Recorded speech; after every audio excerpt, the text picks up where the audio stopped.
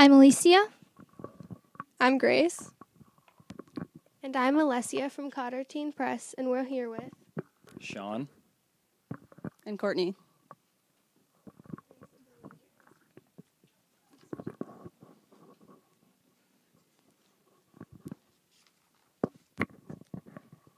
Can you tell us a little bit about your experience as an athlete in middle and high school? Sure. I started playing competitively for golf in middle school, which led me to play in high school and ultimately to college. I did play more than just golf in high school and middle school. Middle school, I was involved in soccer and basketball as well as softball. And then in high school, I played golf, basketball, and soccer. Through a lot of my middle school and high school career, I played soccer and baseball as well as basketball, but I really specifically emphasized on soccer and baseball going into high school. And then I really didn't like baseball that much overall, so I switched just to soccer and really focused on that, and that led to my college career. What decision helped you narrow down on the sport you wanted to play?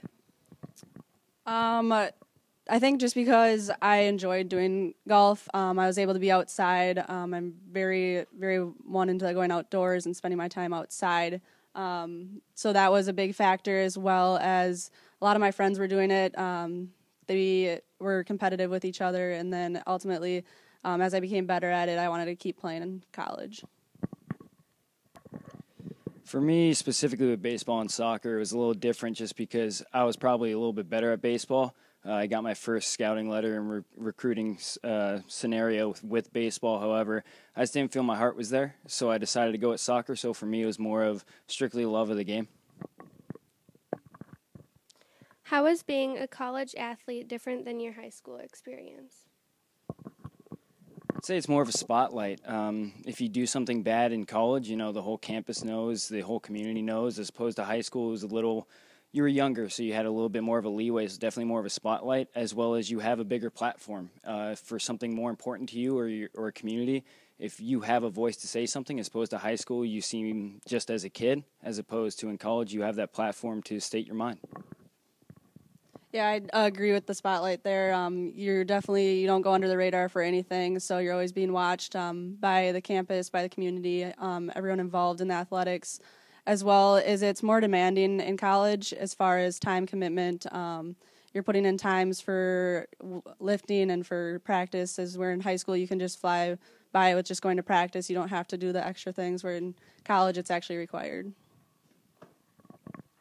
How does the college help you exceed in your athletics? I know at Winona State, our athletics and our academics, our professors and everyone gets along pretty well. So being gone for classes really helps when the professors are able to work with us, as well as understanding why we're gone. A lot of them are very understanding with the time that we have to put into our sport, as well as our time in our academics. So both athletics and academics wise, the staff are very understanding and help us to succeed in both. Absolutely, same here for St. Mary's. It's the interconnection with the staff on both the academic and the athletic side. Specifically, if I go and miss class for a game, I'll get an email from that professor asking how the game is, or a text for some of them. So it's really that personal connection that you're able to create with your staff, both in the academics world and the athletics.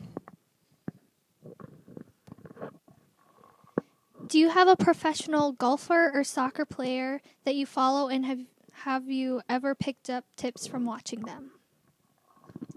All right, yeah. I watch a lot of the PGA, so definitely Jordan Spieth.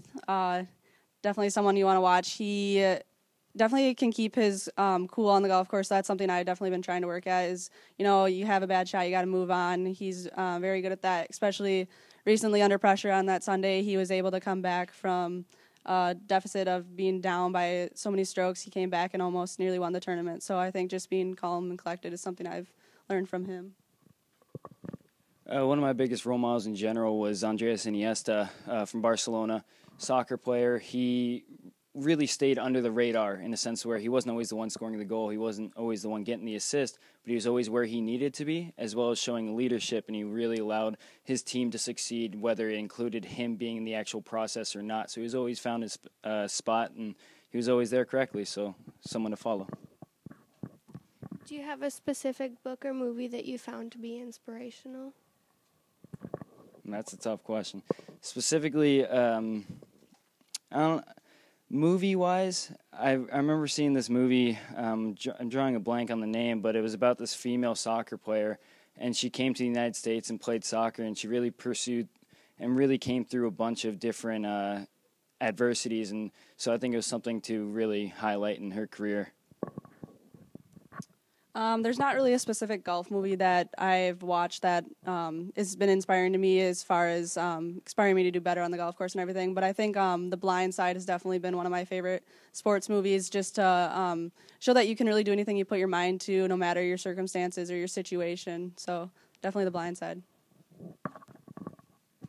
Could you tell us about an intense game or match that you did not do well in, and how did you handle your emotions?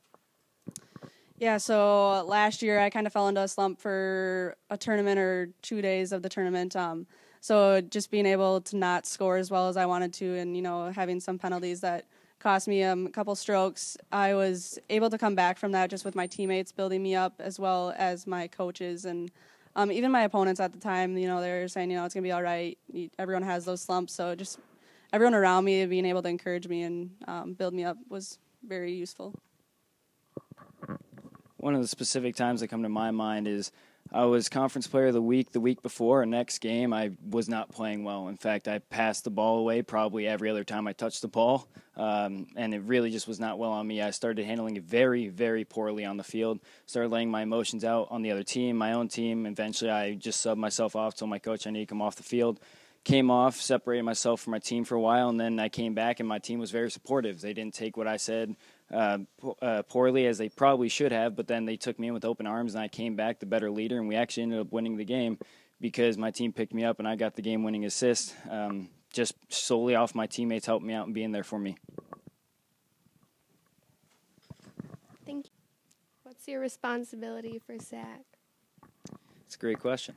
I'm a vice president of SAC at St. Mary's, and I really take over a lot of different roles when our president can't take over things, but collectively we all do a lot of similar things, whether it be volunteer work or putting together something for a greater cause or something to portray the voice of the student athletes, and we kind of all take over the role of something important. Mine is specifically take over the role when our president, Jake Mancassi, can't. But yeah. Yeah, so this past year I was on the exec board, and next year I will be the vice president, so I'll be kind of stepping into the same role he is here.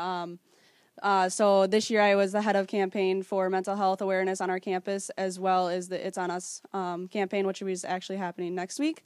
So I've been heading up those campaigns, as well as next year I will probably continue to head up the mental health campaign, as well as assist our president when they are gone or if they need help with anything, as well as direct our other exec board members to what their campaigns are and get volunteers and just be out there in the community spreading awareness on different campaigns, as well as getting the athletics department out there in the community and their involvement.